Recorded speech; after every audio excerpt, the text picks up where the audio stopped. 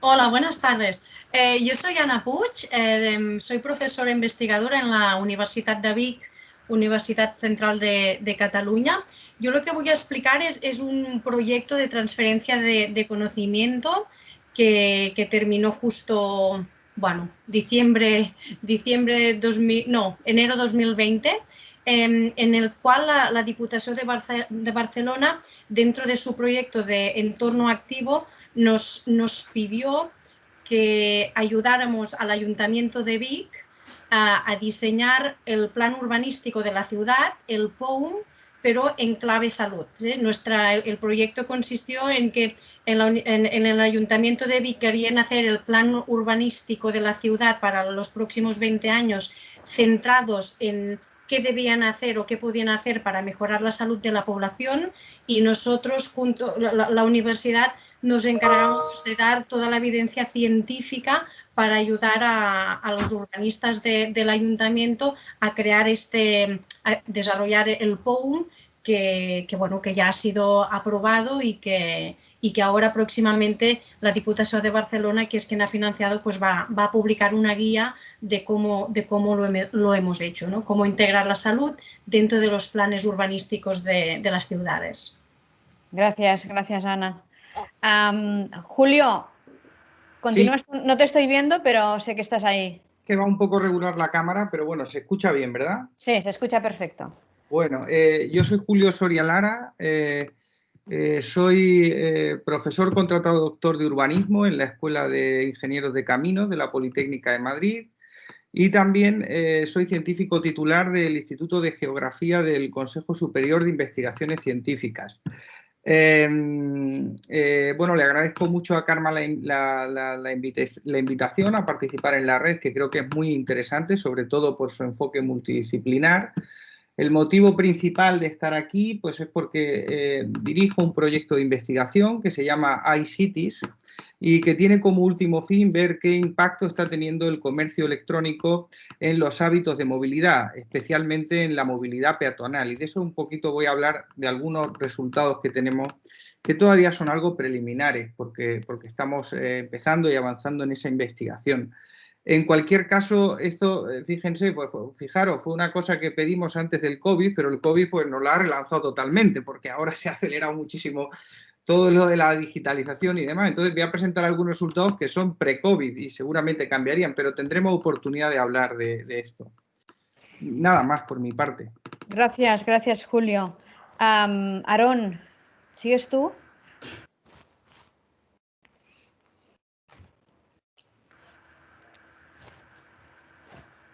Hola, buenas tardes.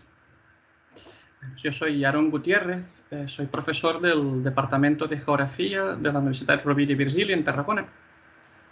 Soy también investigador del Grupo de Investigación de Análisis Territorial y Estudios Turísticos.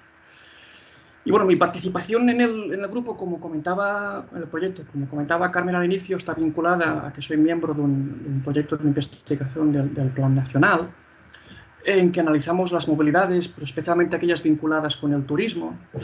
El título es Análisis del papel de las políticas territoriales en la gestión de los destinos turísticos en las épocas de las movilidades. Recientemente, y es lo que también presentaré en la presentación de hoy, porque más allá del proyecto del Plan Nacional, en el grupo tenemos otros, recientemente, bueno, pues dirijo dos proyectos vinculados con COVID y nuevas movilidades. Uno financiado en la convocatoria del Fondo Supera COVID de la Cruz de CSIC y Santander, COVID-19 y movilidades en territorios turísticos, cambios de pautas y su efecto sobre la salud física y mental de visitantes y residentes. Y un segundo proyecto, también sobre COVID y movilidades, financiado por la Diputación de Tarragona, efectos de la COVID-19 en la movilidad de los turistas en la Costa Dorada y en las tierras del Ebro.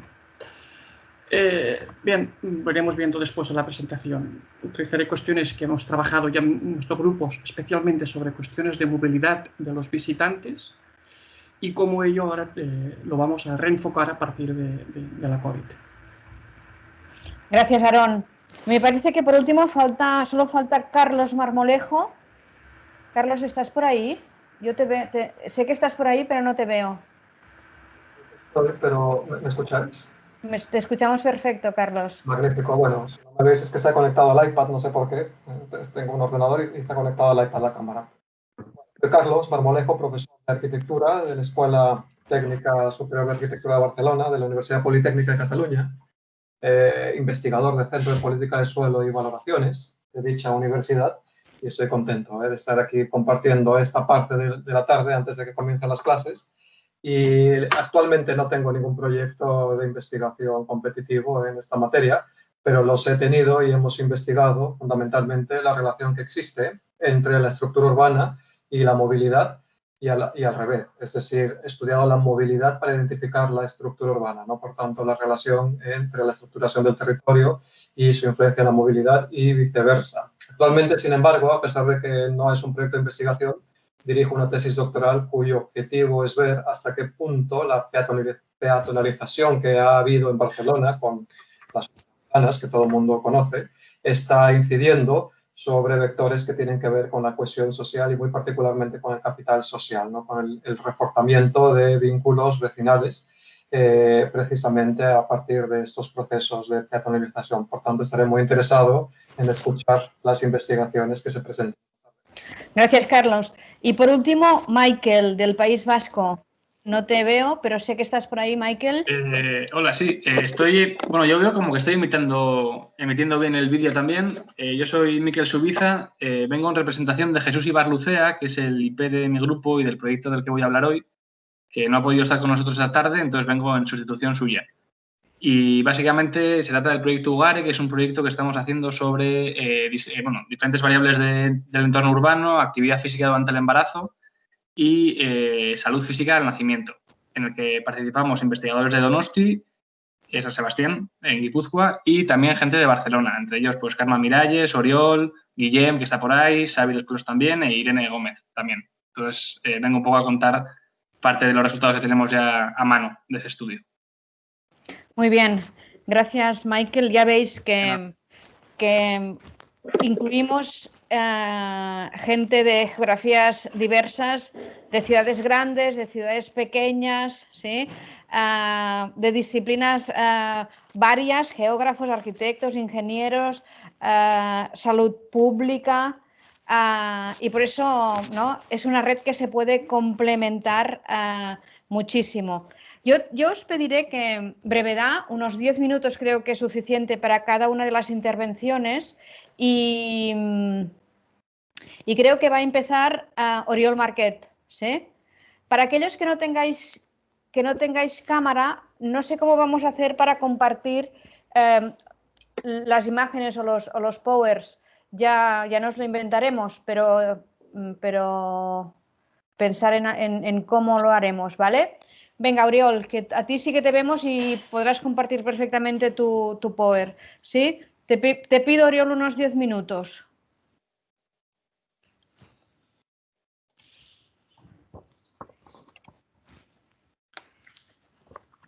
A ver si consigo compartir pantalla todo. Yo lo veo perfectamente. ¿Sí? Yo sí. Vale, el resto no, ¿sí? También. Perfecto. Vale, perfecto. Bueno, pues yo soy Oriol Marquet, investigador Marie Curie con el GEMOT, y bueno, haré una breve presentación sobre metodologías para el estudio de la movilidad activa, con la idea de que como van a ser temas que van a salir seguro en cuando cada uno de vosotros pues explique su proyecto, pues hacemos un repaso de metodologías que estamos utilizando todos, creo, algunos más que otros, para el estudio de esto de la movilidad, ¿no? Y como en el GEMOT en los últimos años pues hemos hecho un esfuerzo para ir ampliando nuestro rango metodológico, pues creíamos que podía ser de utilidad, especialmente si al final tenemos estudiantes o si al final podemos colgar el vídeo en alguna red para hacer difusión, pues de hacer un primer vistazo a tema de metodológico y cómo llegamos a medir esto que llamamos la movilidad activa, ¿no? Entonces, para hacerlo, lo que voy a hacer muy rápidamente, voy a hablar de las encuestas tradicionales de viaje, de datos de Big Data, datos de tracking, algo de metodología cualitativa y finalmente algo de metodología para estudiar el espacio público. ¿Sí? Como tengo poco tiempo, porque bueno, el inicio ha ido como ha ido, voy a ir muy rápidamente a hablar sobre las fuentes tradicionales que tenemos. No voy a perder tiempo, simplemente todos conocéis cómo funcionan las encuestas de viaje y cómo durante muchos años han sido la base de nuestro conocimiento de la movilidad y de la gestión del transporte. Son encuestas de transporte pues, que están normalmente a cargo de la administración. En Cataluña tenemos la EMEF, la MEQ, otras regiones tienen otras, pero siempre es la misma idea, ¿eh? La idea de preguntar por teléfono acerca del comportamiento móvil del individuo en el día pasado. Como toda la metodología, las encuestas de transporte nos han servido durante muchos años porque tienen sus fortalezas y sus debilidades, ¿no? Pues principalmente, por destacar algunas como fortalezas, pues que evidentemente nos dan datos que son extrapolables al conjunto de la población porque están pensadas para que se pueda gestionar la movilidad a partir de estos datos, y que están tan asentadas como metodología y llevamos tantos años haciéndolas que pues tenemos una línea temporal que nos permite hacer comparativas, ¿no? Por ejemplo, en el GEMOT hemos hecho varios estudios de 10 años utilizando las EMEFs que empiezan de la serie de las EMEFs desde 2004-2006 hasta hoy, las tenemos año a año, y eso, como las preguntas siempre son las mismas, nos han permitido comparar, ¿no? También hemos hecho algo de comparación geográfica, por ejemplo, aunque esto es un poco más difícil, porque las preguntas no son exactamente iguales, pero se puede hacer también. Como debilidades, principalmente, pues problemas de sesgo, de subjetividad de la persona que entrevistamos, ¿no? Al final le estamos preguntando a la persona que recuerde qué es lo que hizo en el día de ayer, en términos de movilidad, y ahí va a entrar la subjetividad, va a entrar problemas de memoria, etcétera, etcétera, ¿no? Esto es normal. Como esto tiene sus limitaciones y como ahora pues todos tenemos, queramos o no, un montón de sensores en el bolsillo en la forma de un smartphone, ¿no? O casi todos, ha habido esta tendencia de decir, bueno, las encuestas están superadas, podemos utilizar Big Data, podemos utilizar estos datos que sin querer vamos produciendo a medida que nos movemos, ¿no? Para estudiar la movilidad. Y esto ha venido tanto desde el punto de vista de la investigación como también desde las administraciones, ¿no? Aquí cuando hablamos a veces con la administración local encargada de gestionar esto, nos dicen, bueno, en el futuro cada vez tendremos menos encuestas de transporte y nos fiaremos más de los datos Big Data, de la geolocalización, de lo que nos dicen, lo que nos dice Google, lo que nos dicen las telefónicas, etcétera, etcétera, ¿no? Una muestra de esto que llamamos Big Data pues será, por ejemplo, el estudio que el Instituto Nacional de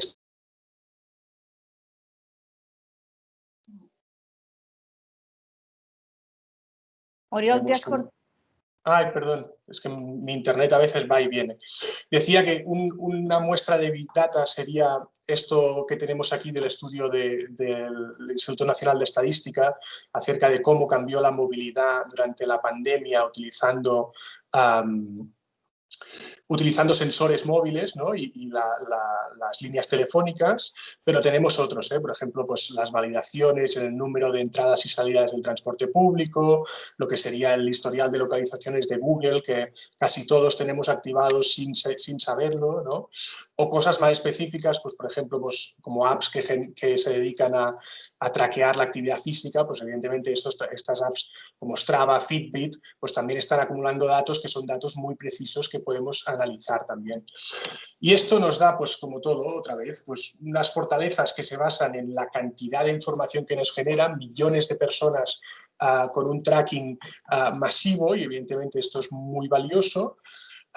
No requiere casi esfuerzo para la población porque son datos que el teléfono va generando y no requiere algo de un esfuerzo consciente, pero también tiene una serie de debilidades, y es que muchas veces son datos que son difíciles de acceder porque son datos privados, o sobre todo porque hay problemas con el tema de confidencialidad de los datos, con lo cual es difícil acceder. Y cuando conseguimos acceder, muchas veces es un mar de datos que hay que limpiar y que cuesta gestionar, ¿no?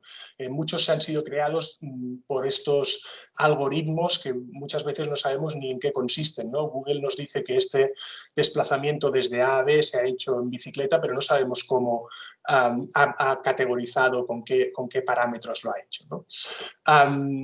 Al tratarse de datos tan sensibles y tan exactos en materia de localización y temporalidad, lo que pasa es que cuando los hacemos públicos tenemos que utilizar la agregación territorial para que una persona no pueda ser encontrada dentro de este mar de datos, ¿no? Con lo cual, cuando finalmente muchas veces llegamos a utilizar estos datos, son datos que nos vienen pues, agregados a nivel de barrio, sección censal, y al final se pierde un poquito la ventaja que es tener los datos realmente desagregados a nivel de metro o de 100 metros, ¿no? Bueno, podríamos seguir con las debilidades. Al final yo creo que también hay un poquito de sesgo de selección en todo eso, y es que, bueno, pues no todo el mundo tiene móvil, no todo el mundo tiene activadas la cesión de datos a Google o a Strava o a Fitbit, ¿no? Y al final, cuando utilizamos los datos de estas fuentes, pues tenemos que ser conscientes que no estamos estudiando el global de la población, sino un grupo de población con unas características determinadas. Unas características determinadas que además estos datos no nos dan. Muchas veces no sabemos ni la edad, ni el género, ni el motivo del viaje, simplemente tenemos millones y millones de viajes extremadamente precisos que son difíciles de analizar en el fondo. Como esto es muy nuevo, desde hace un poco más de tiempo, lo que hemos intentado desde los grupos de investigación, y creo que en la reunión de hoy hay varios que están utilizando estos métodos, es hacer como un Big Data, pero en formato pequeño, ¿no? Que la precisión sea muy grande, pero que tengamos unos grupos que sean manejables, ¿no? Y en eso es lo que encontramos esta metodología de la combinación del GPS y el acelerómetro, que simplemente consiste en que se les pide a los participantes de un estudio que lleven estos dos aparatos en su día a día en su movilidad diaria, ¿no? Y esto nos genera una localización y un valor de actividad física cada 15 segundos, es decir, cada usuario cada 15 segundos los aparatos estos le van grabando su localización exacta y su actividad física exacta, ¿no? Esto nos da una información muy valiosa y además muy visual, podemos hacer cosas realmente chulas, ¿no? Y aquí he puesto un par de ejemplos de cosas que hemos estado haciendo nosotros, ¿no? En que como la información es tan específica y con tan buena resolución espacial, si luego lo cruzamos con otras cosas que también tienen alta resolución espacial, pues la distribución de los servicios, las características de las calles, los usos del suelo, etcétera, ¿no? Podemos saber dónde están las principales actividades que realizan cada uno de estos participantes y nos da información realmente muy rica a un nivel pues de las 100, 200, 250 personas, incluso los más pues podrían ser 300, ¿no? Pero grupos de población realmente reducidos, pero con un nivel de información muy alta, ¿no? Como fortalezas, pues aparte de estas que he dicho, pues que la tecnología realmente, hay tantos grupos de investigación tratando estos temas que al final la tecnología va desarrollándose, los mecanismos para tratar estos datos van desarrollándose y cada vez es más fácil. Lo que hace 10 años era realmente difícil de hacer, ahora pues el software ayuda y es más asequible, ¿no? Y lo bueno, evidentemente, es que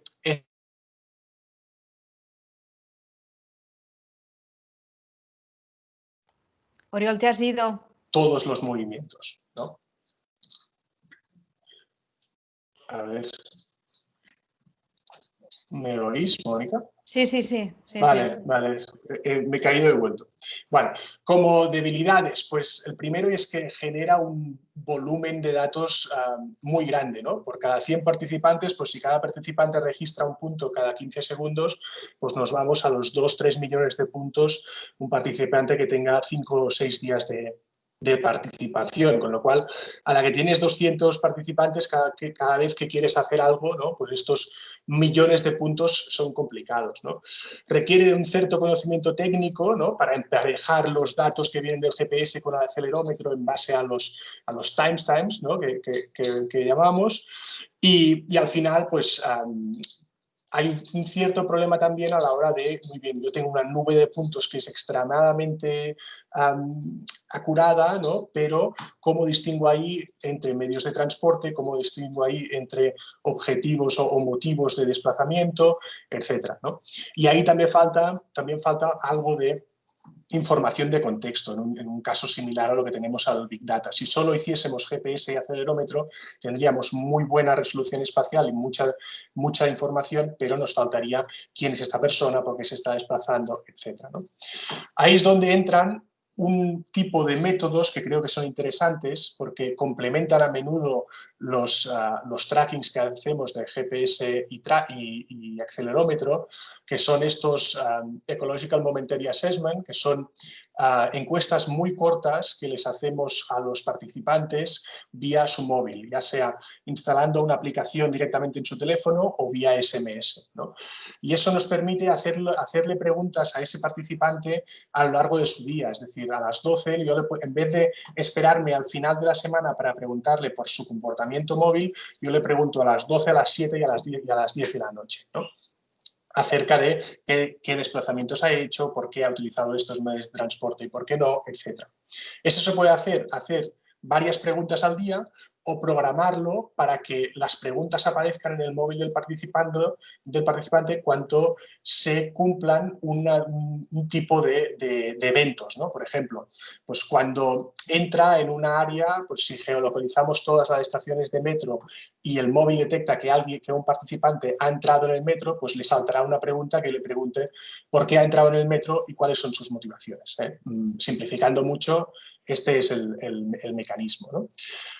Esto va de la mano de un auge de todas estas, desde la psicología, desde la salud pública, ¿no? De todas estas tecnologías que intentan llegar al usuario, al participante, y poner las respuestas del participante en el contexto más preciso donde se está produciendo ese comportamiento y bueno, desde el transporte y desde la movilidad activa, pues es algo que también se puede utilizar, ¿no? Es una metodología que permite bastante el estudio de microprocesos, ¿no? de exactamente por qué has tomado esta decisión y no esa, ¿no? Otro ejemplo, por ejemplo, sería que alguien le saltase una pregunta cada vez que activa el Google Fit para hacer un recorrido corriendo, por ejemplo, ¿no? Y le pregunten, ¿por qué va usted a correr, ¿no? ¿Qué motivaciones le han hecho? ¿Por qué no ha ido a correr? O lo que sea, ¿no? Pero también tiene, como todas las metodologías, una serie de debilidades. Como es un método un poco intrusivo, porque al final el usuario está haciendo otra cosa y le salta una pregunta en el móvil, el número de preguntas que podemos hacer tiene que ser limitado, porque si no entramos en un factor de fatiga que puede hacer que el participante diga, yo no quiero participar más, esto es muy pesado, y lo dejo, ¿no? Y después también, como son respuestas que vamos a recolectar pues 2, 3, 4 veces al día durante 5 días consecutivos, pues los modelos estadísticos que vamos a utilizar después también van a ser de un tipo determinados que nos van a complicar un poquito la interpretación de los datos. Pero es una metodología bastante buena que evidentemente se tiene que adaptar a las necesidades del estudio, pero que creo que tiene bastante campo para recorrer. En el GEMOT, para saber más cosas de estas personas que nos están participando en el tracking, ¿no? También inauguramos otra metodología que nos pareció muy interesante, que es estos walk-along, que son metodologías cualitativas, que se trata de una entrevista, en el fondo es una entrevista semiestructurada mientras andamos con el participante, ¿no?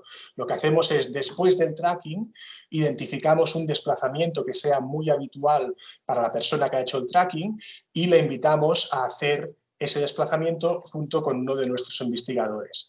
Y durante este desplazamiento le hacemos una entrevista acerca de lo que está viviendo, ¿no? Esto nos da resultados muy, muy micro a nivel de, bueno, pues este aspecto del diseño urbano me provoca tal reacción y este aspecto no me gusta y este usuario de moto me molesta porque tal, ¿no? Es una buena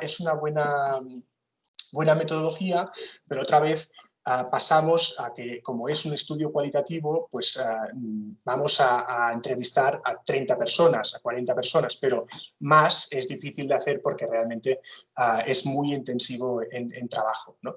Pero realmente es una metodología que nos ha dado mucho, la hemos aplicado nosotros a un estudio de tracking que hicimos con personas mayores aquí en Barcelona, salieron cosas muy, muy interesantes.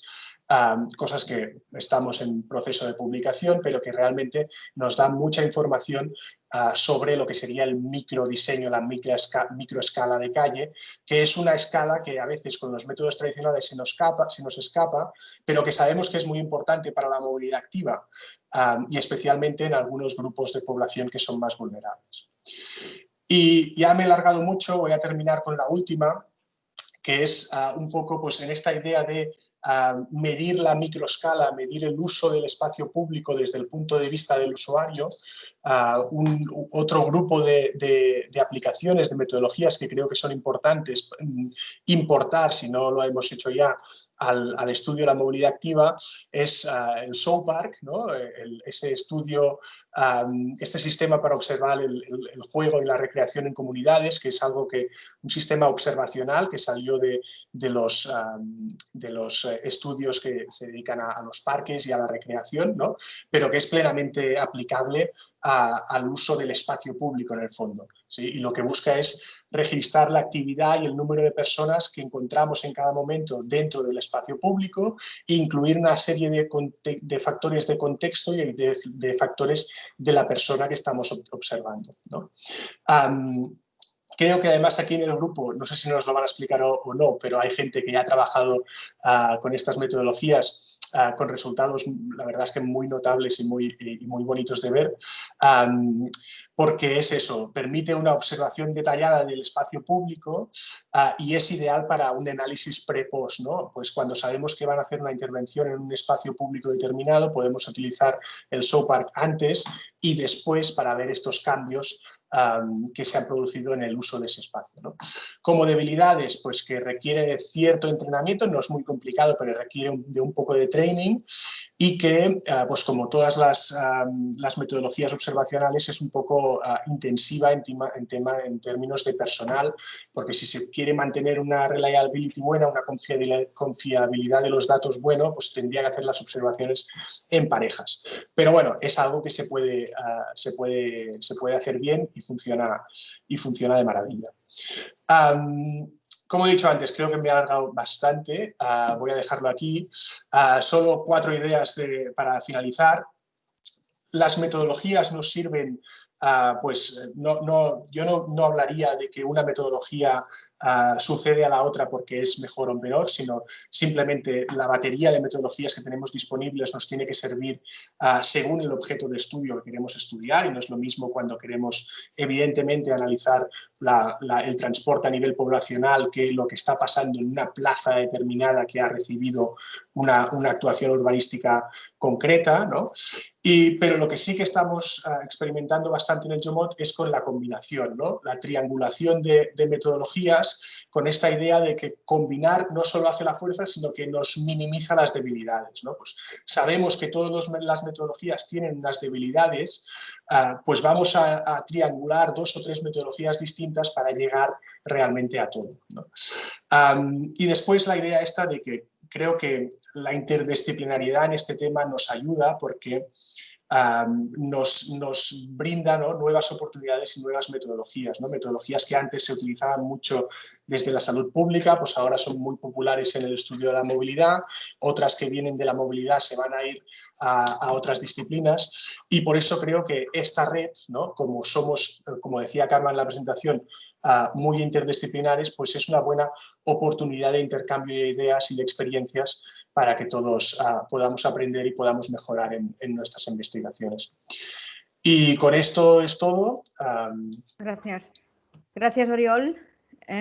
Muy interesante. Yo os propongo que las preguntas las reservemos para después, pero no para el final, porque como somos muchos, al final, y hay tantos temas diversos, que las preguntas se pueden diluir. Yo lo que os propongo es que al cabo de 3 intervenciones hagamos preguntas sobre estas 3 intervenciones y después las siguientes grupo de 3 hagamos las preguntas a ese grupo de 3. Y así hasta que terminemos el debate. ¿Os parece que lo hagamos así? ¿Agrupamos las preguntas de 3 en 3? Perfecto. Pues ahora me parece que le toca a Jorge. Jorge y Carmen, ¿estáis por ahí? Buenas tardes. Buenas tardes, Carmen. ¿Qué tal? Muy Voy a bien. intentar compartir la presentación.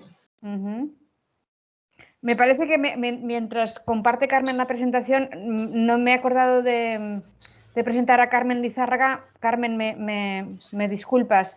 Carmen es economista junto a Jorge y hace muchos años que colaboramos, Carmen. Un placer tenerte aquí, ¿eh? Muchas gracias, Carmen. No pasa nada, es confianza, ¿no? Que, sí, es eso, ¿eh? Efectivamente. Y como hemos empezado así un poco nerviosos porque no nos funcionaba, pues me he olvidado de ti. Lo siento. ¿Se ve la presentación, verdad? No. ¿No se ve? No, pues a mí me dice no. que estoy compartiendo una ventana. No, es que tampoco te hemos visto a ti en ningún momento, al menos yo. ¿Lo puede compartir Jorge? Jorge sí que lo hemos visto. Su cámara funciona. Jorge, ¿lo puedes compartir tú? Vamos a ver, espera, es que lo tiene... ¿Dónde se da para compartir? Acceder a pantalla completa... Arriba tienes 3 puntitos. Yo lo tengo arriba. ¿Sí? Y... No. Puede que siendo invitados no podamos hacerlo. Es que nosotros aparecemos como invitados en el... Y, por ejemplo, Xavi del Clos también aparece como invitado, guest. ¿No os Yo parece? no veo la opción de compartir pantalla, ¿eh? Tengo acceder a pantalla completa, levantar la mano, pero no veo por Tienes ningún abrir sitio. bandeja de uso compartido. Yo esto sí lo tengo. Pero cuando le doy y le doy a toda la pantalla. Donde aquí tienes aquel 4 con una flecha que pone abrir bandeja de uso compartido, si apretas allí, es esa y luego la primera opción que te marca. Sí, lo que pasa es que yo estoy compartiendo, ya. Pero a ti no te vemos, a ti te pasa algo con la pantalla, Carmen. No es que no compartas, es que te pasa algo con la pantalla. Y a Jorge antes sí que lo hemos visto, por eso le digo que si comparte Jorge, pero no sé si podrá compartir. Bueno, a ver. Es que no te vemos a ti, Carmen.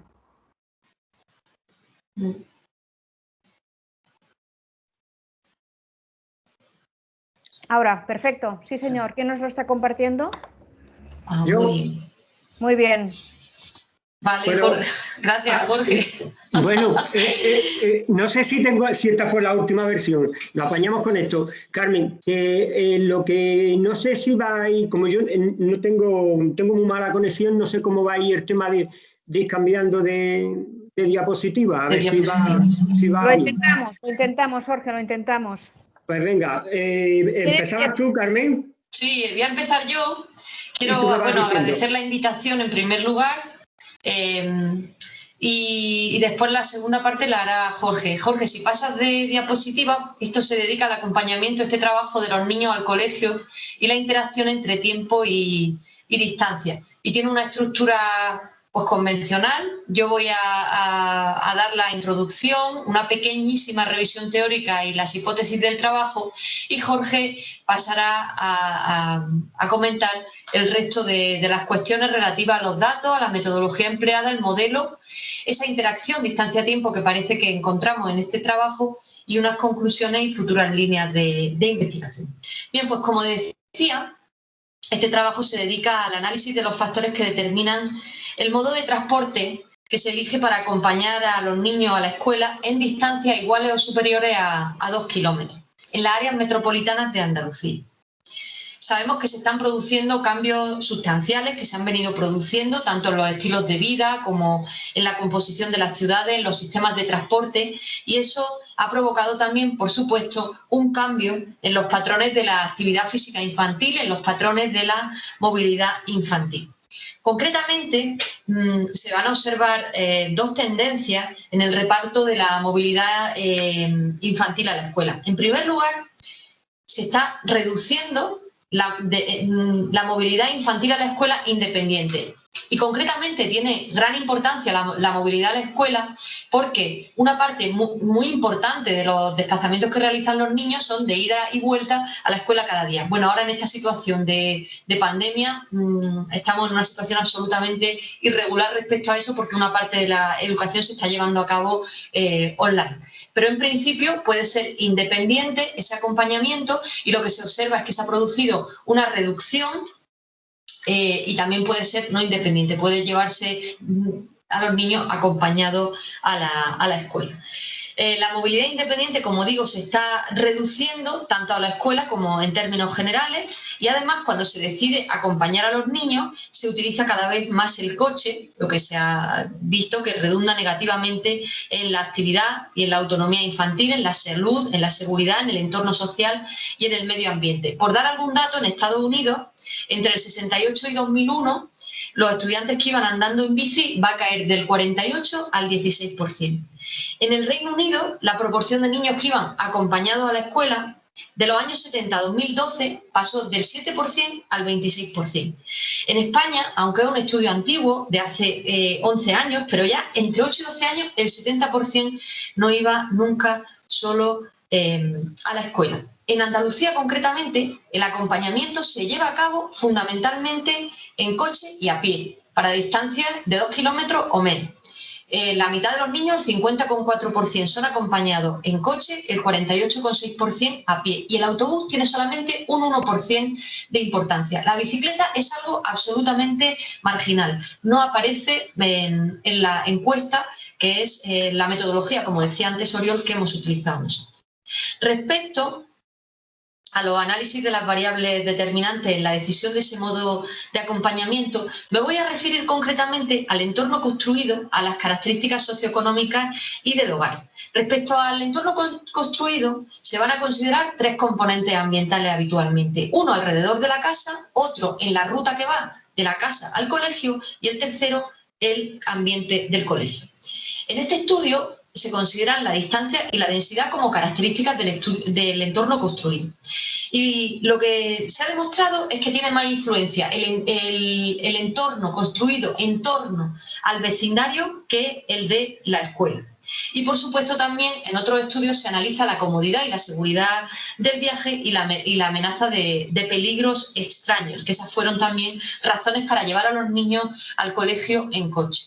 En cuanto a la densidad de población, sin embargo, los resultados no son concluyentes. Algunos estudios hay correlación positiva entre mayor densidad y mayor uso de transporte activo, pero hay otros trabajos donde no se ha encontrado ninguna conexión. Sobre las características del hogar, el tipo de vivienda está relacionado con la elección del modo de transporte. Los hogares unifamiliares tienen mayor probabilidad de acompañar en automóvil. Por ejemplo, en Finlandia se encontró una correlación positiva entre baja densidad y caminar a la escuela. Las características socioeconómicas, por su parte, como el nivel de ingreso, el sexo, la edad, el empleo a tiempo completo o parcial, van a afectar también la forma en la que se realiza el modo de transporte que se utiliza en ese acompañamiento. ¿Que el nivel de ingreso es alto? Entonces, la probabilidad de conducir aumenta y, por supuesto, también el hecho de tener vehículo privado. La situación laboral de los padres, las horas de trabajo, la flexibilidad son también factores determinantes que influyen en el modo de acompañamiento. Por ejemplo, el hecho de tener un trabajo a tiempo completo hace que haya más probabilidad de acompañar a los niños conduciendo. Parece ser, en algunos estudios dicen que la dedicación a las tareas del hogar hace que la probabilidad de acompañar en viaje disminuya. En cuanto al género, son las madres las que acompañan a los hijos, a la hija, a la escuela, específicamente entre el 60-70% de las veces, aunque ambos estén empleados a tiempo completo. Otro factor que influye es también la nacionalidad. La literatura ha demostrado que cuando el acompañante es extranjero hay más probabilidad de caminar, por lo que los hijos e hijas de padres extranjeros tienen más posibilidades de ir a la escuela en coche. La distancia y el tiempo de viaje son las variables más relevantes a la hora de decidir cómo se lleva a cabo ese acompañamiento. Ahora bien, en los modelos, los trabajos, la revisión que se ha realizado, son variables altamente correlacionadas y se introduce bien la distancia o bien el tiempo de acompañamiento, el tiempo caminando, por ejemplo. La mayoría de los estudios ha encontrado además que la distancia entre el trabajo de la madre y la escuela es también determinante. Cuanto menor sea esa distancia, más posibilidad hay de llevar a los niños caminando a la escuela. Sin embargo, la situación del trabajo de los padres no afecta, una diferencia que se ha atribuido a los roles de género en el cuidado de los niños. Además, una distancia razonable se considera igual o inferior a 2 kilómetros. Si bien esto va a depender del país, va a depender de las circunstancias institucionales, culturales, de aspectos específicos del lugar en el que nos encontremos. Algunos autores han examinado también el tiempo dedicado a los viajes escolares, sabiendo que existen actitudes positivas de los padres hacia el coche porque entienden que es un modo de transporte más rápido y eso explica su uso de una forma percibida. Es decir, aunque, como dice Scheiner en 2016, aunque en realidad se pueda llevar más tiempo en automóvil que a pie, el hecho de que se perciba el automóvil como una opción más rápida es considerada en ese trabajo de Scheiner por parte de los padres como la principal razón para llevar a los niños en coche. De forma que en este trabajo se plantean dos hipótesis que vemos en la siguiente diapositiva. A ver. Ahora, la primera de ellas es que el modo de transporte elegido para acompañar a los niños al colegio depende de las características del entorno socioeconómica y del hogar. Y la segunda es que va a existir una interacción entre distancia y tiempo del trayecto. Esto es todo por mi parte y doy la palabra a mi colega Jorge Chica. Muchas gracias, Carmen. Bueno, pues Carmen os ha puesto en antecedentes sobre el tema que estamos trabajando y bueno, pues yo voy a comentar algunos de los principales resultados que hemos obtenido al intentar modelizar este tema con las variables y la muestra que disponíamos. Bueno, la muestra es relativamente antigua, es de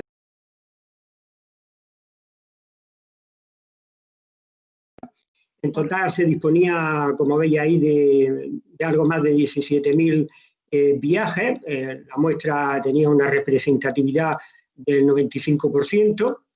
Y bueno, a partir de esas encuestas, pues nosotros seleccionamos aquellos viajes que eran al colegio y que estaban acompañados, realizados por personas de 16 años o mayor. Y la idea era seleccionar solamente aquellas distancias entre el colegio y la vivienda que estuvieran en torno a los 2 kilómetros o menos. Bueno, a partir de esa información montamos una variable dependiente. La variable dependiente iba a ser si va en coche 1 y 0 si va a pie. Se seleccionó esta variable para estimar, para analizar el tema del modo de transporte, porque aunque inicialmente se disponía fundamentalmente, como ha dicho Carmen, de varias opciones de movilidad, las que más se utilizan aquí en Andalucía, como veis ahí en la transparencia, son el coche con un 54%, algo más del 54%, y a pie un poco menos, un 48%. Y como veis, el autobús solamente lo utilizan un 1%. Por lo tanto, se dejó fuera el tema del autobús y nos quedamos con coche o a pie, que fue, en definitiva, la variable que queríamos estudiar. Finalmente, una vez que seleccionamos la muestra con las restricciones que os he indicado antes, pues nos quedamos con 1.104 viajes, de los cuales 564 eran en coche y 540 viajes eran a pie. Como ha comentado Carmen, la idea era ver qué tipos de factores podían estar influyendo en la decisión de si acompañar a los niños en un vehículo, en este caso en coche, o ir andando al colegio. Los tres tipos de factores que os ha comentado Carmen son el entorno construido, donde hemos conseguido dos variables, que serían la distancia al colegio y la densidad de población. Después, dentro de las características socioeconómicas, teníamos algunas, bueno, creo que la mayoría de las que aparecen en la literatura, que son el género, la edad, la nacionalidad, el nivel educativo, empleo, y si tiene un trabajo doméstico y de cuidado. Y por último, dentro de las características del hogar, pues hemos considerado tres variables, también clásicamente utilizadas dentro de la revisión bibliográfica, que es el nivel de ingresos, el tipo de vivienda y lógicamente, la estrella, que es si dispone o no de coche. Bueno, en esta tabla pues mostramos las estadísticas descriptivas de esa variable y la descripción, ¿no? La variable explicada, como ya os he dicho, es una variable binaria que toma el valor 1 si hace el acompañamiento en coche y 0 si va en pie. La distancia, que está medida en kilómetros, la distancia desde la casa al colegio, como veis el mínimo es 0, bueno, y el máximo pues son los 2 kilómetros, que es la restricción con la cual hemos impuesto para hacer el estudio. Después, la variable densidad de población, que es una variable binaria que toma el valor 1 si es una población compacta, es decir, si tiene más de 5.000 habitantes por kilómetro cuadrado, y 0 en otro caso.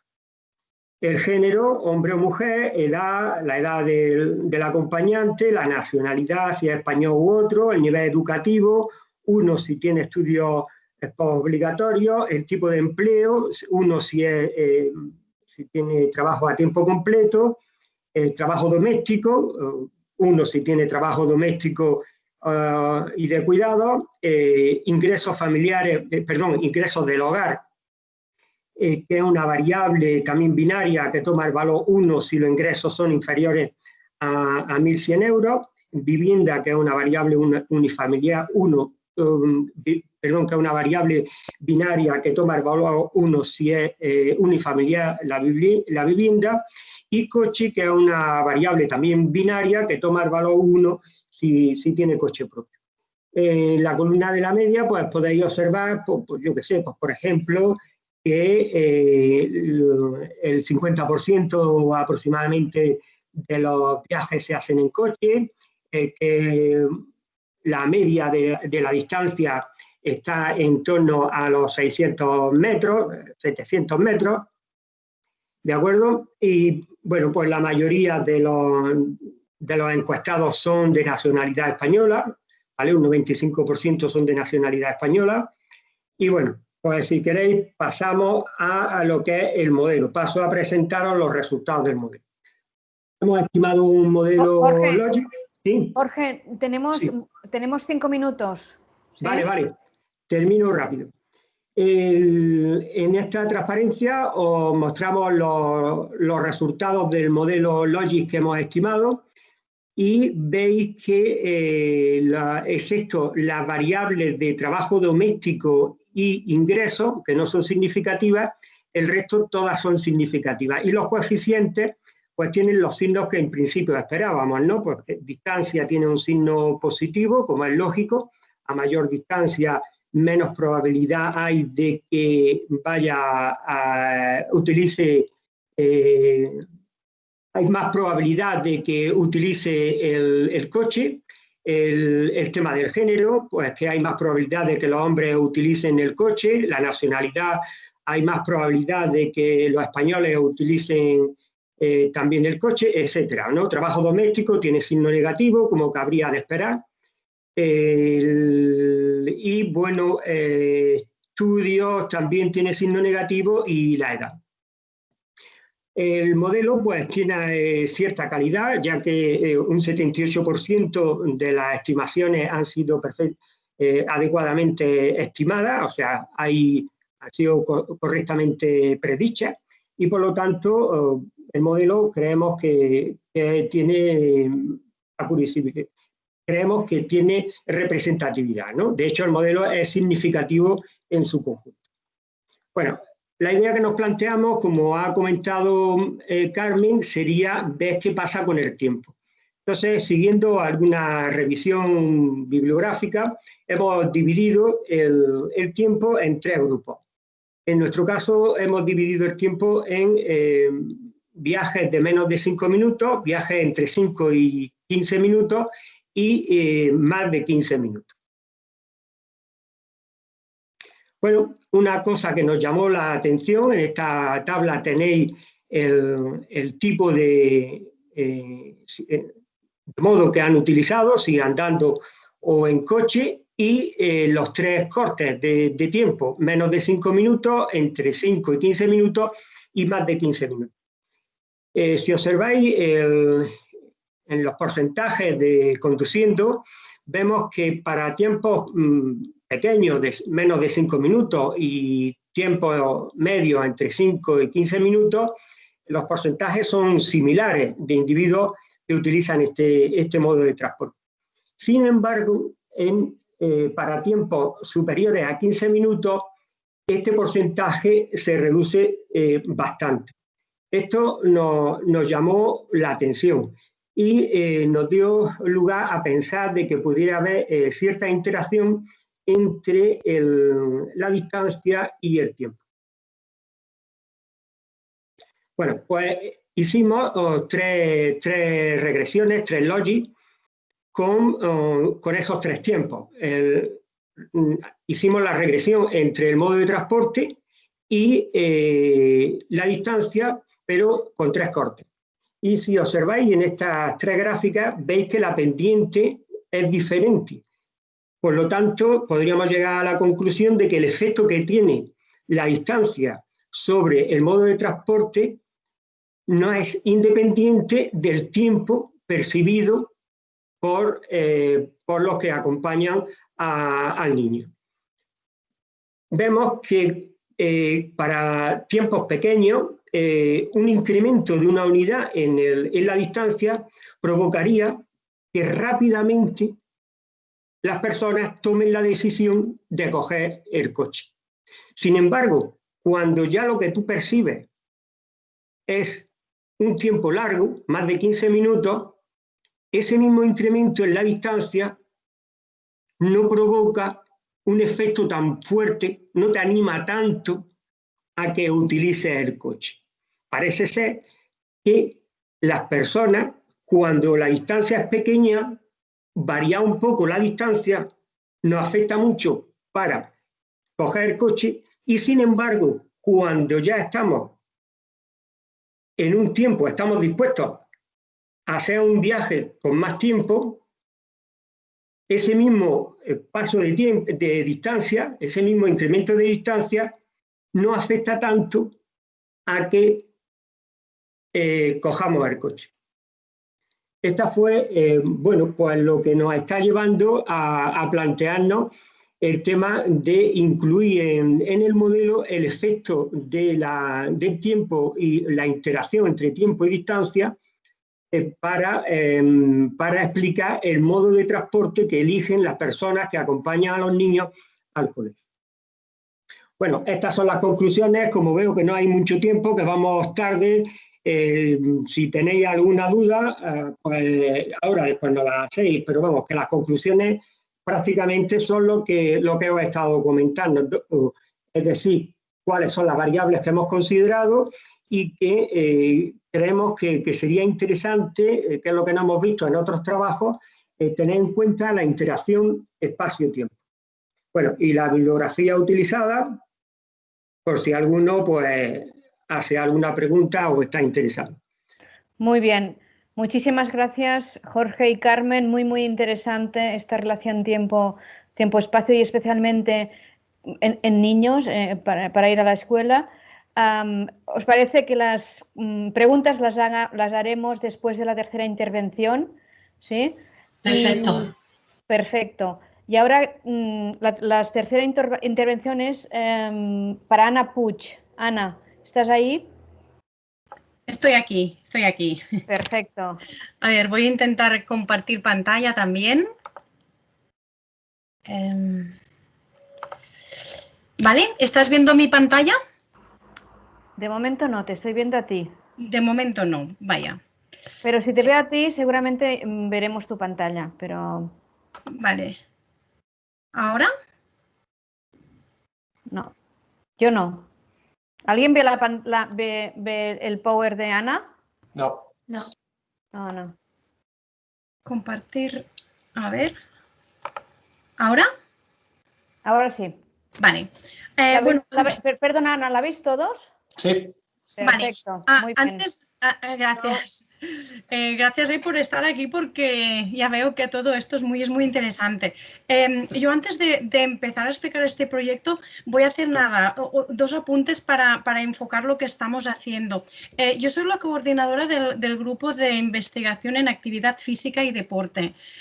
Por lo tanto, nuestra relación con el entorno urbano, con la movilidad activa y con la salud pública viene del mundo de la actividad física, de cómo a través de la actividad física y por lo tanto la movilidad para nosotros es como una intervención para hacer que la gente sea más activa, pues este es nuestra vinculación con la movilidad activa a través de la actividad física y salud pública. Y después la otra cosa que quería remarcar es que nuestro grupo de investigación, el tipo de investigación que hacemos es lo que llamamos en inglés translational research, ¿no?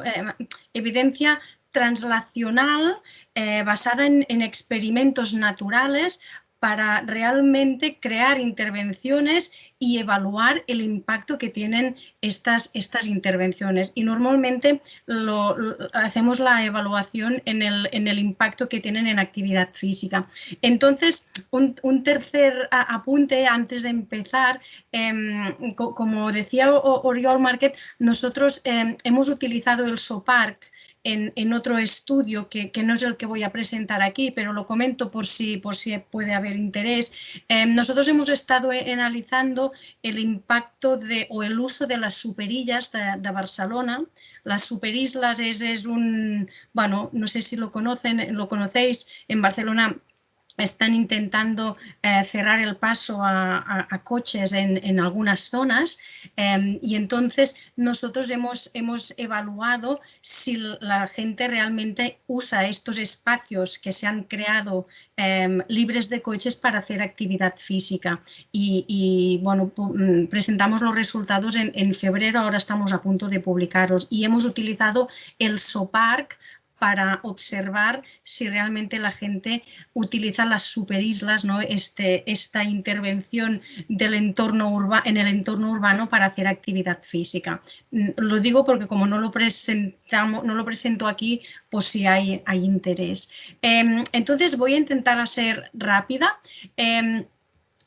Aquí el que voy a presentar es el encargo que nos hizo la Diputación de Barcelona sobre cómo diseñar, cómo ayudar al equipo de arquitectos urbanos de la universidad, del ayuntamiento. Un momento, cierro la puerta que llega mi familia. Un momento. Perdón. ¿Sí? Entonces, aquí recibimos el encargo de ayudar a los arquitectos o al equipo de arquitectos del Ayuntamiento de Vic de cómo hacer el POUM, el Plan de Ordenamiento Urbanístico de la Ciudad, en clave salud. Es decir, el Ayuntamiento y la Diputación de Barcelona tenían muy claro que querían rediseñar la ciudad con el objetivo de mejorar la salud de las personas, pero no sabían muy bien qué acciones o cómo debían hacerlo en base a la evidencia pues para crear estas acciones urbanísticas saludables.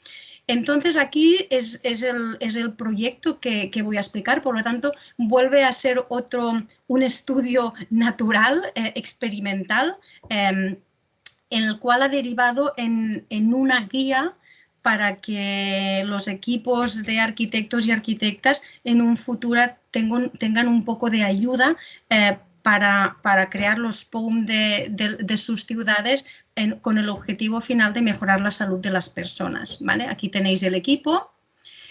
Entonces, ¿sí? El objetivo de este experimento natural, ¿qué era? Que el POUM integrara, el POUM de la ciudad de Vic integrara acciones saludables, acciones urbanísticas saludables con el objetivo de mejorar la salud de las personas, pero basado en la evidencia científica. ¿Qué metodología utilizamos? En primer lugar, aquí veis que utilizamos una revisión sistemática, que la centramos en tres años, para identificar realmente qué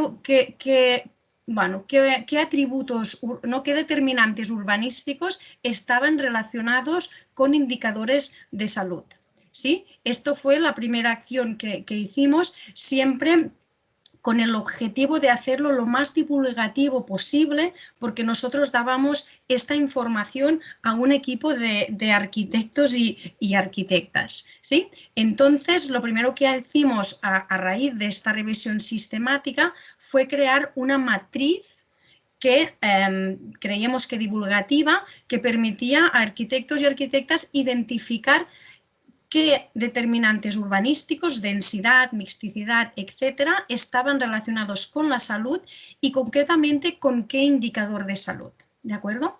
Una vez hicimos esto, hubo una segunda parte, que es la que marco aquí. Claro, a veces las revisiones sistemáticas de la evidencia científica nos encontramos que básicamente eran estudios cross-seccionales que nos interesaban para identificar asociaciones significativas entre urbanismo y salud, pero había muy poca evidencia sobre qué acciones o qué intervenciones urbanísticas se estaban haciendo y aún había menos que evaluaran su impacto en salud. Lo que existían eran estudios donde se hacía una estimación del posible impacto en salud que tendrían, pero había pocos estudios que realmente hubieran evaluado directamente su impacto en salud. Entonces, para hacer esto, nosotros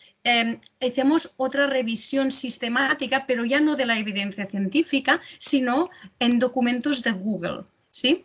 Con el objetivo de identificar acciones urbanísticas que se están realizando y que no están necesariamente publicadas o evaluadas en revistas científicas, para después nosotros poder crear una asociación y decir, de acuerdo, aquí hemos encontrado esta serie de acciones urbanas en el documento, en la revisión sistemática hecha a Google, que después nosotros lo que hicimos es relacionarlas con la matriz de la evidencia científica que mostraba la relación entre determinantes urbanísticos y salud, ¿de acuerdo?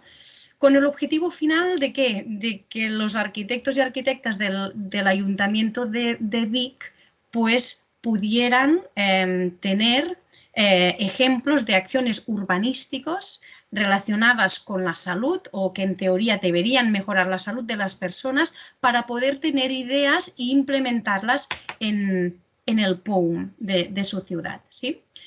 Entonces, un poco lo que encontramos es, la primera línea es los resultados que encontramos de la revisión sistemática, donde se identificaron 16 determinantes urbanísticos, ¿de acuerdo?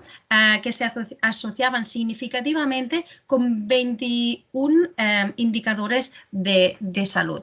En inglés lo decimos Urban Plan Attributes.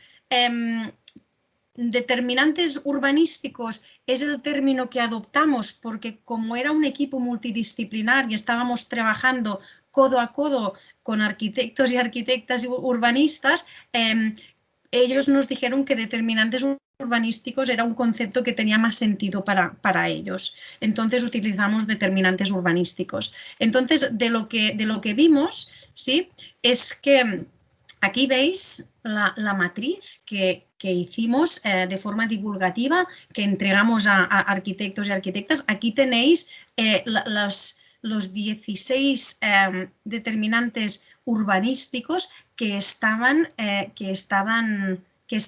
relacionados significativamente con cada uno de los 21 indicadores de salud que dividimos en indicadores de salud físicos, comportamentales, entendiendo estilos de vida, sociales, del entorno, y sociales y mentales del entorno y globales. Y lo que vimos aquí, ¿sí?, es que básicamente la densidad residencial, la conectividad, mixed land use, caminar, ir en bici, las infraestructuras, los espacios públicos, temas estéticos, crimen, tráfico, seguridad y caminabilidad eran los determinantes urbanísticos que estaban relacionados con una cantidad mayor de indicadores de salud, sobre todo relacionados con temas de actividad física y de control de peso, ¿sí? Por lo tanto, esta es la matriz que desarrollamos del Systematic Review y que dimos al equipo del POUM de Vic para que pudiera empezar a hacer su POUM en clave salud, ¿vale? Entonces, de la revisión que hicimos en Google, desarrollamos un checklist. En Google, la revisión sistemática, que es una metodología totalmente diferente a las revisiones sistemáticas de estudios científicos, nos permitió identificar 117 acciones urbanas que se estaban realizando en el momento, entre 2015 y 2017, que entraban dentro de los determinantes urbanísticos que habíamos encontrado que estaban asociados o relacionados con la obtención de mejoras saludables. Entonces, lo que hicimos para poder ayudar al equipo de urbanistas, de arquitectos y arquitectas, y de hecho lo hicimos conjuntamente con ellos, fue clasificar, hacer un checklist, ¿no?, de estas 117 acciones urbanas, de clasificarlas según el determinante urbanístico, uno de los 16 determinantes urbanísticos que habíamos observado que estaba asociado con indicadores de salud. De manera que los arquitectos y arquitectas tenían primero la matriz para tener claramente qué determinantes urbanísticos mejoraban o estaban asociados a una mejora de indicadores de salud concretos, y después darles una matriz, este checklist, donde ellos podían ver ejemplos de acciones urbanísticas que se están haciendo en cada determinante urbanístico que habíamos identificado en la matriz, ¿sí? Ana, 5 minutos, ¿vale?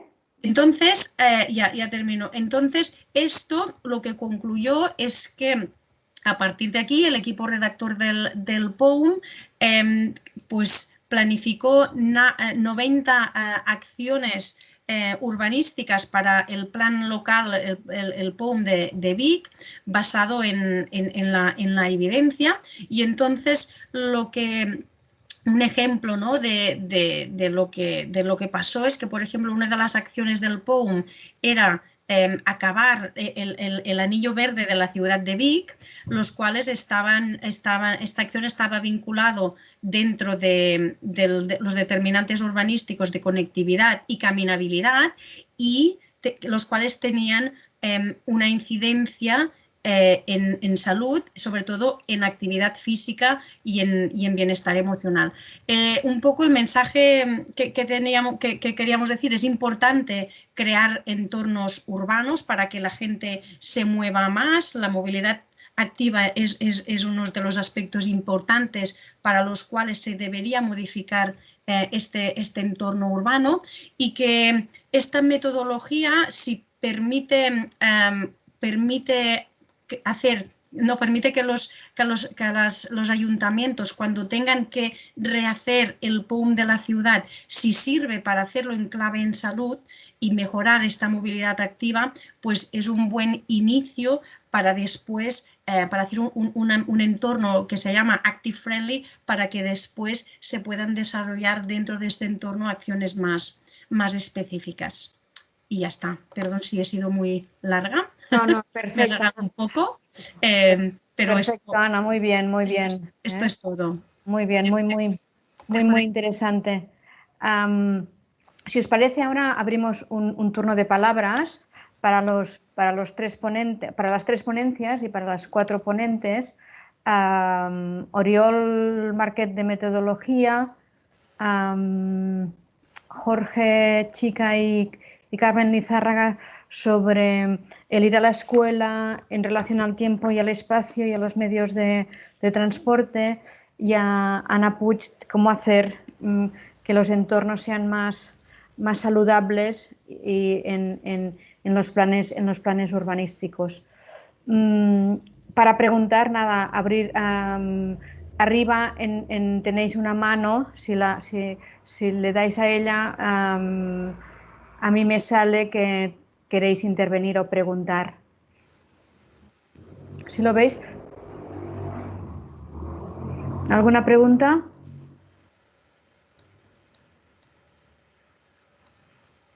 Ha habido una pregunta en el chat, pero me parece que John y Oriol Marquet. John, Bustos.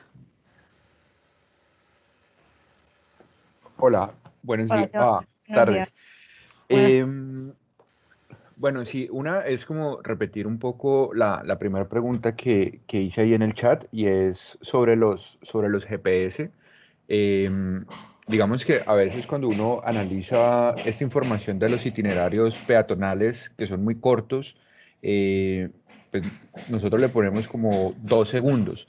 Eso lo que hace es que el GPS salte demasiado.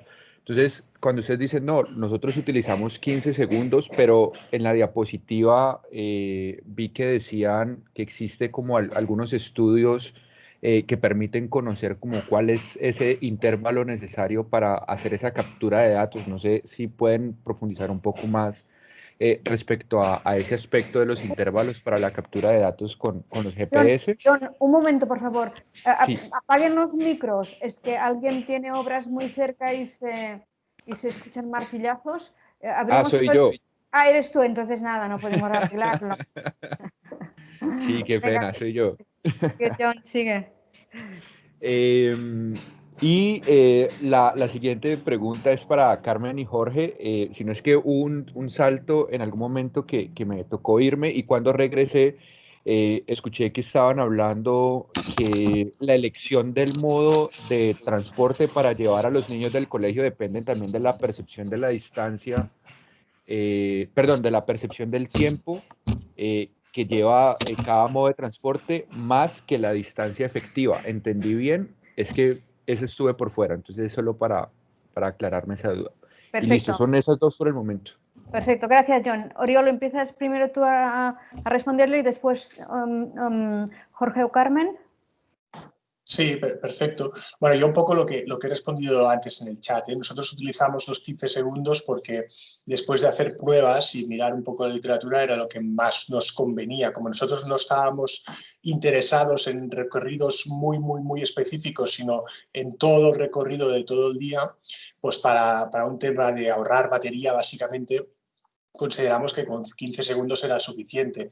Ahora bien, por ejemplo, hemos hecho también estudios en parques utilizando el GPS, en que nos interesaba solo un intervalo de 20 minutos de actividad física de un niño o niña dentro del parque. Entonces sí que hemos bajado la resolución del GPS pues, a los 2 segundos para tener exactamente el mayor número de puntos, de datos en ese intervalo. Pero supongo que es adaptarlo un poco al estilo a lo que queremos estudiar, ¿no? al objeto de estudio en ese caso.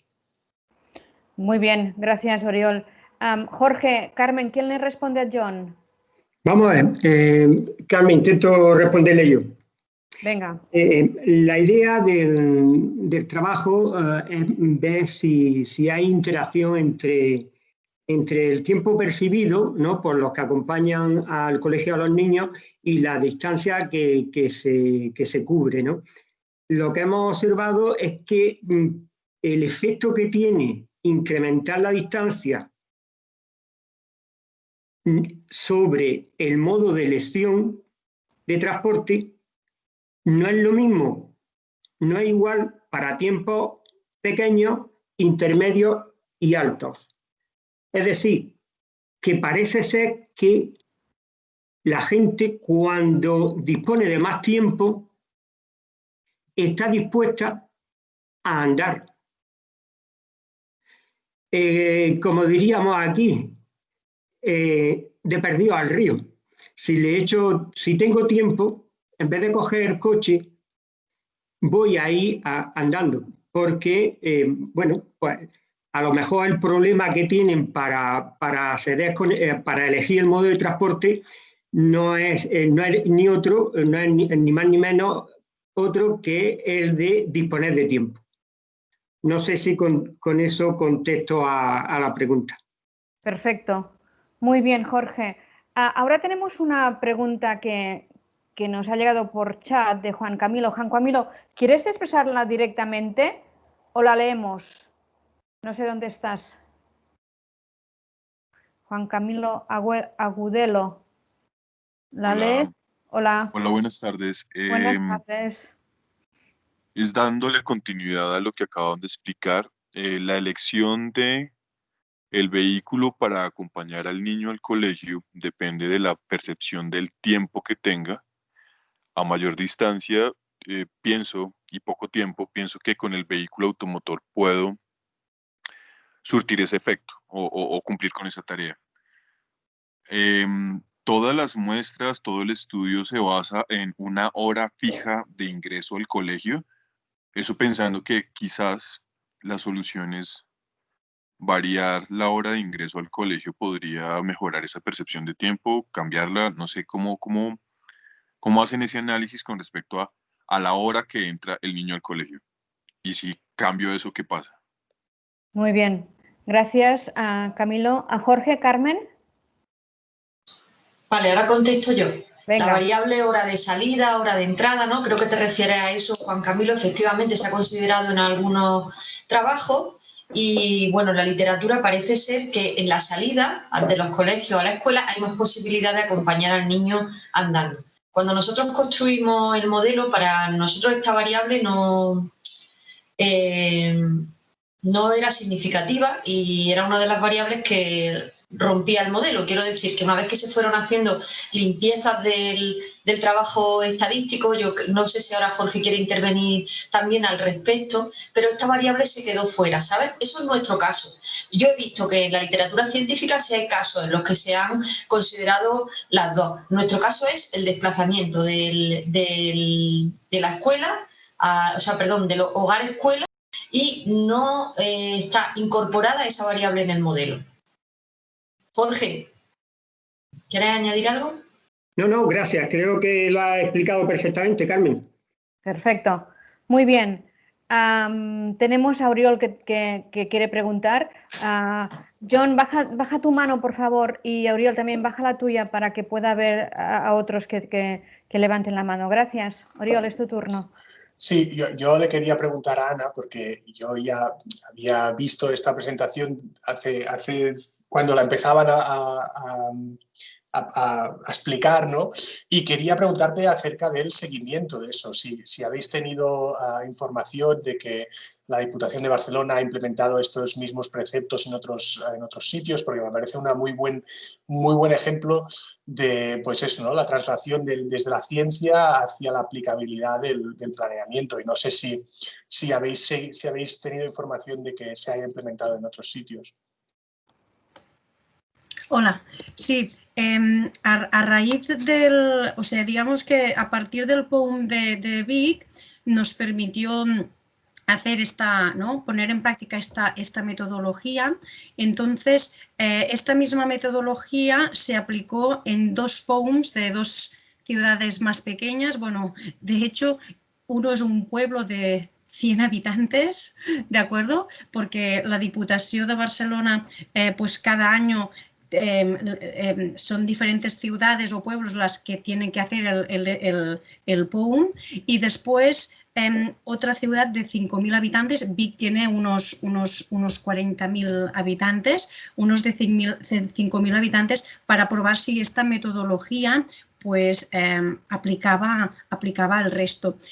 Lo que pasó es que, bueno, yo no soy entendida en todo esto, pero el POUM, ¿no? Las personas que son aquí arquitectas del grupo, ¿no? El POUM pasa por muchas fases y es un periodo largo, y entonces ni en la población de 100 habitantes ni en la población de 5.000 estaban en fases tan avanzadas como el POUM de Vic. Entonces, lo que hicimos, en vez de replicar la metodología que habíamos aplicado en Vic, fue completarla, porque en la presentación que os he explicado no habíamos introducido ningún cuestionario o ninguna metodología para ayudar a los ayuntamientos a poder evaluar el impacto en salud de las acciones que hicieran en el POUM, ¿sí? Porque en Vic la fase de participación del POUM, que es la primera, ya había sucedido. Entonces, lo que ahora tenemos es, una vez hemos identificado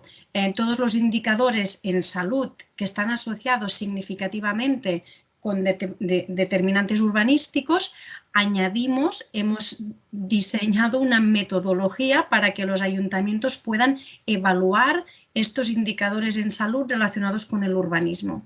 Entonces, esto lo hemos hecho en forma de algunos indicadores en encuestas, porque hay indicadores de los cuales no hay información, y otros a través de bases de datos, ¿no? Tú comentabas el Big Data, pues hay información de salud local y la misma Diputación tiene bases de datos que son suyas, no se pueden consultar, pero ellos las tienen para facilitar esta evaluación previa antes del POUM, del diseño del POUM, para identificar, tener un punto basal de los indicadores de salud para después poder evaluar en un futuro las posibles acciones del POUM en salud.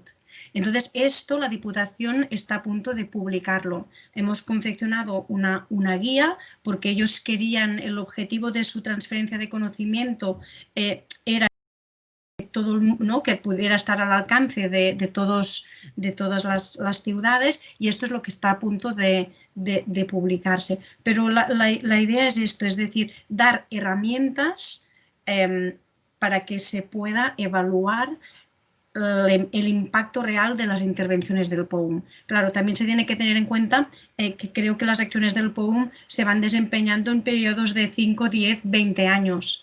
¿Sí? Por lo tanto, se trata de tener esta información en salud basal para después, a medida que se van desarrollando las acciones, se pueda hacer una evaluación del impacto real de las intervenciones del built environment, y que no solo son en actividad física, sino que son en varios indicadores de salud. Muy bien, gracias Ana. Ahora tenemos a Pachi. Pachi, es tu turno. Sí, hola, es una pregunta también para Ana Puig. Bueno, enhorabuena por el trabajo, es muy interesante. Nosotros hicimos en su día una investigación que se tituló La ciudad paseable, que era una investigación marco, y que precisamente buscaba también levantar evidencia empírica sobre esas relaciones entre los los factores del entorno construido y, en este caso, el desplazamiento a pie, ¿no? Y realmente tienes toda la razón, poca evidencia, ¿no? Entonces, lo que me interesaba era, veo la matriz que habéis generado, pero me gustaría saber los estudios que están detrás de esa matriz, de esos rojos o de esos verdes o tal, si están publicados, si los vais a publicar más allá de la guía esta que dices. Sí, el artículo está entregado, digamos, y está en proceso de publicación. Aún no está aceptado porque vamos un poco lentos, pero sí, esto va a salir publicado. Por lo tanto, delante de todos los colorines que hay en esa matriz, hay unas referencias y hay unos niveles de significación, unos odds ratio, que esto es lo que vamos a publicar en la revista.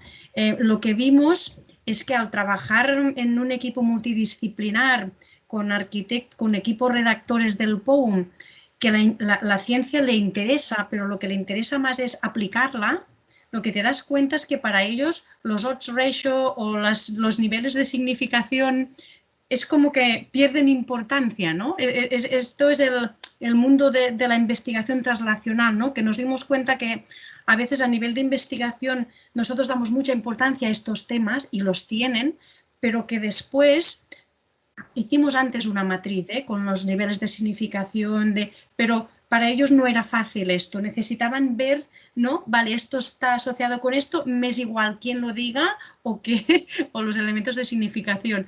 Y esto fue, bueno, una tarea muy interesante, pero sí lo estamos publicando, está en vías de publicación. Muy bien, gracias Ana. Si no hay más preguntas, les agradecemos a los primeros ponentes, Ana, Jorge, Carmen y Oriol, su participación y que hayan compartido sus estudios con nosotros, y damos paso a la segunda parte, y es Miquel, o Miquel, no sé cómo pronunciarlo, Miquelov, ¿no? Miquel, sí, Miquel. Perfecto. Miquel. Hola, ¿me veis correctamente? No, no te vemos, yo no te veo. Pues que yo sepa, estoy transmitiendo la imagen. Yo no veo nada, o sea, te veo en negro, fundido en negro. A ver, un segundo. ¿Veis ahora? No, aún no, pero ahora te vemos en grande, pero no te vemos tampoco. Vemos la M de Miquel. Es que pero teóricamente estoy compartiendo pantalla en este momento. Deberíais estar viendo, en este caso, mi PowerPoint. ¿Alguien ve su PowerPoint? No. No.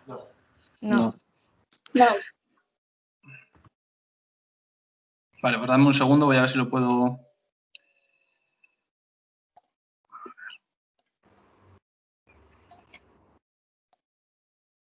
Joder. Miquel, ¿te parece que le demos la palabra a Tomás? Tomás, ¿puedes? Es que, dame un segundo, por favor, Sí. porque tengo una ponencia en otro sitio enseguida. Ah, vale, entonces no puedes. Dame un segundito a ver si puedo solucionar. Te doy el segundito, no te preocupes. O sea, se supone que ahora mismo estoy emitiendo, mi webcam está emitiendo, yo me veo la cara grabada dentro del... Si quieres, Miquel, envíame el PowerPoint y desde aquí lo compartimos con Oriol, ¿vale? Sí. ¿Eres Mónica? Sí. Vale, pues sí, te lo mando ahora un segundo, perdona.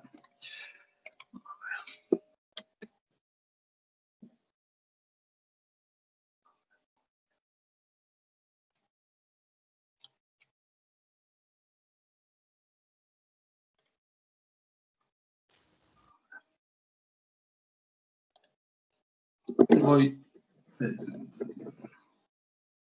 Esto son problemas del directo. Del directo. Del absoluto directo. Está bien, así aprendemos a mover. Es raro, porque he usado otras plataformas similares y no me ha dado problema. No sé si es cosa del ordenador o de la conexión de ahora. ¿Quién sabe?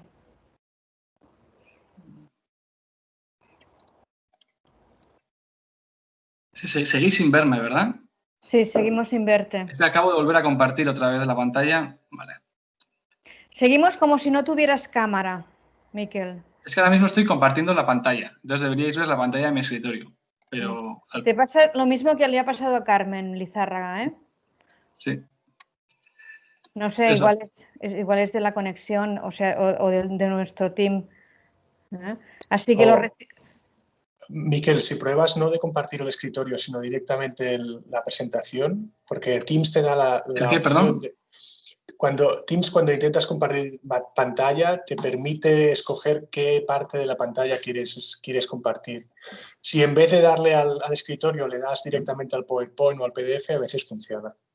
Hay otras veces que no funciona, hagas lo que hagas. Vale. A ver, voy a probar. Uy, igual sí. ¿Lo veis? ¿Ahora? No. No. Yo acabo de hacer eso justo. No sé si lo estáis viendo ahora. No. ¿Y ahora? Tampoco.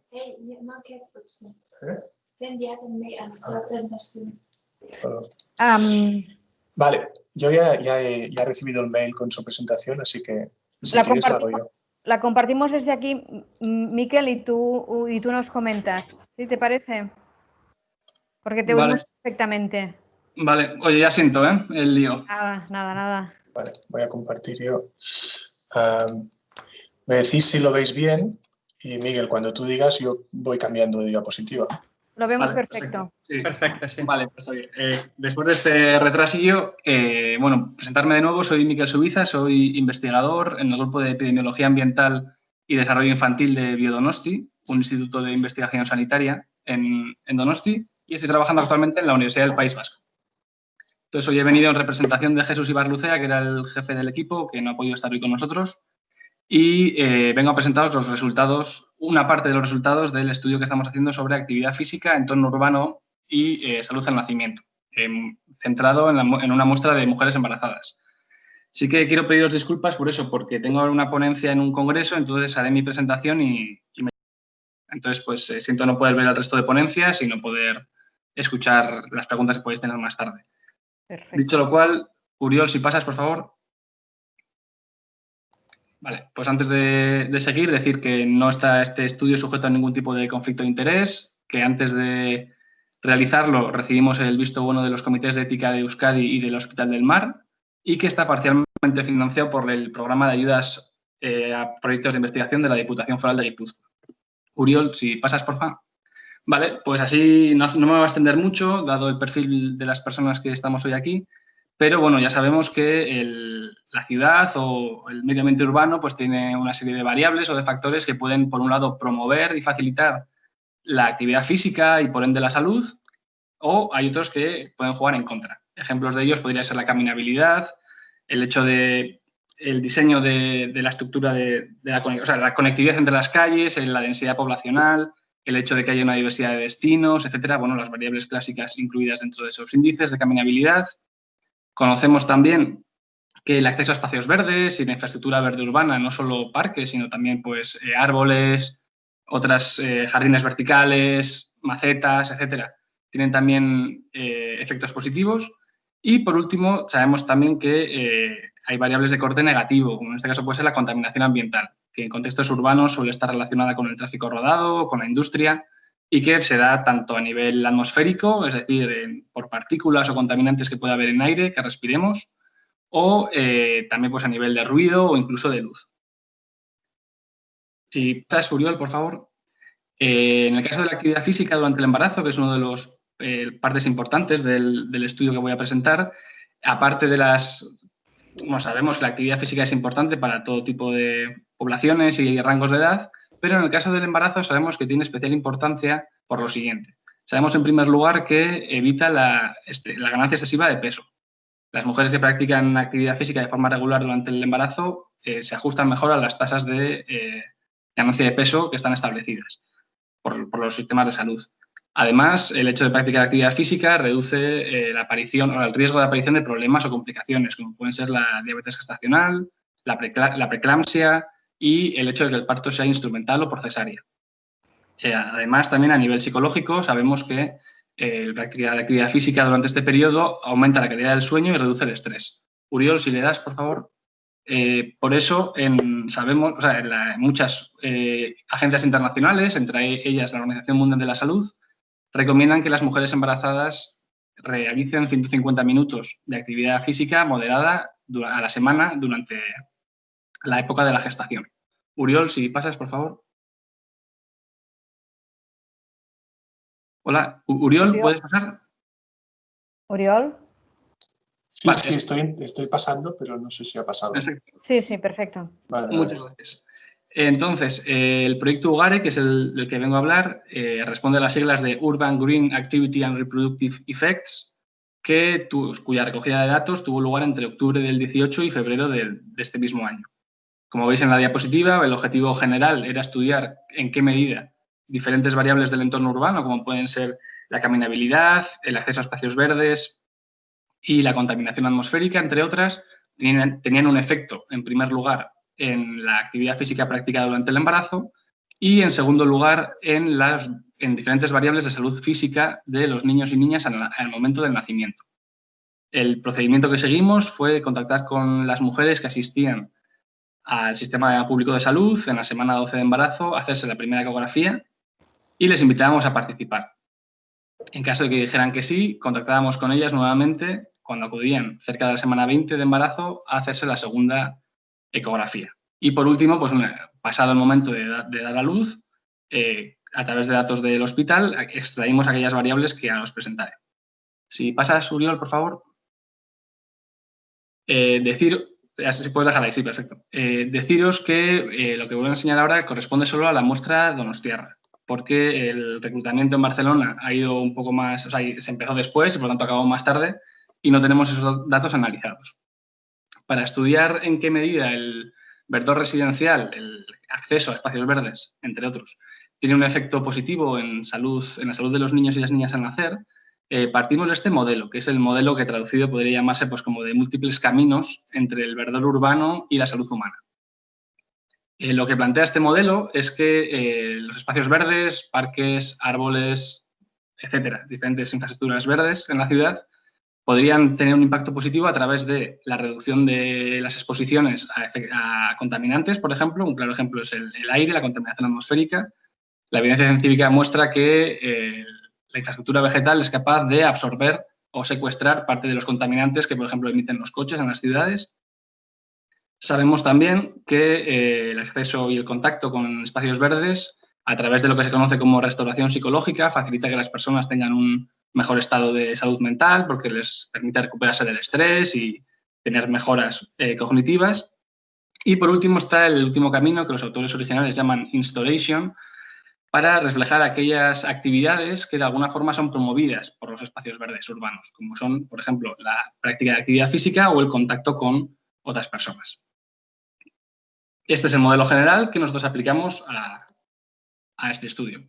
Sí, pasa, Will, perfecto. Entonces, la muestra total con la que contamos son las 441 participantes que reclutamos en San Sebastián. Ahí veis su edad media y las variables de verdor residencial que utilizamos en este estudio fueron 3. En primer lugar, la disponibilidad de espacios verdes de más de 5.000 metros cuadrados a 300 y 500 metros del domicilio y el NDVI, que es el índice normalizado de diferencia vegetal, si es así como se dice en castellano, para cada uno de los domicilios. En cuanto a la contaminación atmosférica, fuimos capaces de imputar un valor de NO2 a cada uno de los domicilios de las participantes a través de un modelo LUR. La salud psicológica fue medida con el cuestionario de salud general y la actividad física moderada y vigorosa, que es la variable que utilizamos, la medimos gracias a un actígrafo, que ahí aparece la referencia de cuál es, que es uno de los que, por ejemplo, hablaba antes Uriol en su presentación. Este es un aparato que las mujeres llevaban en su cintura a través de un cinturón y que permite registrar toda la actividad física que hacen durante el día y su nivel de intensidad. En cuanto a las variables del nacimiento, recogimos el peso al nacer, la prematuridad, el hecho de que el niño o la niña fuese pequeño o pequeña para la edad gestacional, grande para la edad gestacional y bajo peso al nacer. Ahí los porcentajes que aparecen son el porcentaje de niños y niñas nacidos de la muestra que cumplen esa característica. Uriol, si pasas, por favor.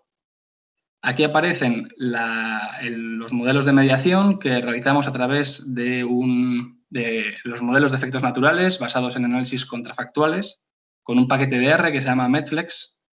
Y, en principio, aunque hay algunas casillas amarillas, lamento comunicaros que no encontramos apenas efectos que respaldaran el modelo que planteábamos, bueno, que cogíamos de literatura anterior.